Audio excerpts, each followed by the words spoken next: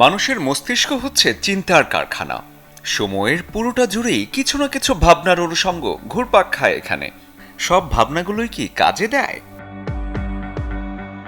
নানা চিন্তার মধ্যে ভালো মন্দ দুই কিন্তু থাকে। এগুলোর মধ্যে কিছু বিষয় খুব সহজেই হারিয়ে যায়, আর কিছু চিন্তা টিকে যায় ভবিষ্যৎ পরিকল্পনা হিসেবে।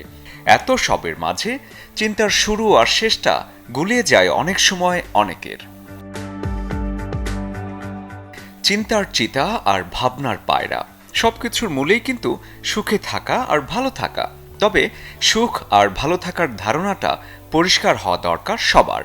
সুখে থাকা বলতে আমরা অনেক সময় মনে করি যে আমার কাছে সব থাকতে হবে, সেটা গাড়ি বাড়ি, তারপরে পৃথিবীর যত ধরনের প্রাচুর্য আছে সব কিছু আমার হাতে নাগালে থাকবে।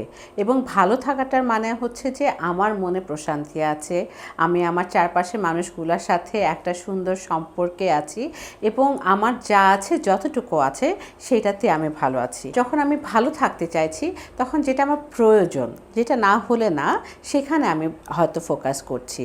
সো সুখে থাকা এবং ভালো থাকার ভিতরে অনেক সময় আমরা গুলিয়ে ফেলি। ভাবনার খোলা জানালায় দুফোঁটা শিশির বিন্দু অনেকের কাছে যেমন আনন্দের, তেমনি কারো কাছে বিষাদেরও বটে। আর সেজন্য ইতিবাচক চিন্তা ভীষণ জরুরি।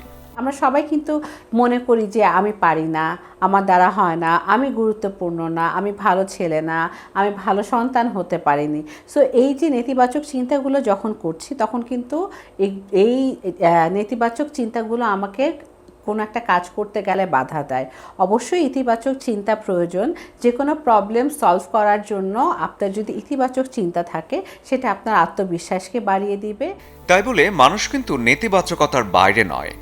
অবচেতন মনে ঘুরপাক খাওয়া নেতিবাচক চিন্তা একজন মানুষের জীবন এলোমেলো করে দেওয়ার জন্য যথেষ্ট। গবেষণায় দেখা গেছে যে কনশাসলি আনকনশাসলি 50,000 বার চিন্তা করি, তখন অবশ্যই আমার নিজের সম্পর্কে নেতিবাচক চিন্তা হচ্ছে। চিন্তা আসবে না সেটা না, আমাদের চিন্তা চলেই আসে, বিকজ আমাদের জীবনে প্রত্যেকটা মানুষের জীবনেই কিছু না কিছু ট্রমার হিস্ট্রি আছে। তো যার কারণে নেতিবাচক চিন্তা আসবে, কিন্তু সেগুলোকে ডিল করাটা খুব প্রয়োজন। আমার, আপনার, সবার জন্যই সময়টা 24 ঘন্টা। এই সময়ের মধ্যে থেকেই সময়কে উপভোগ করতে শেখাটা জরুরি। শরীফুল হক, চ্যানেল 24।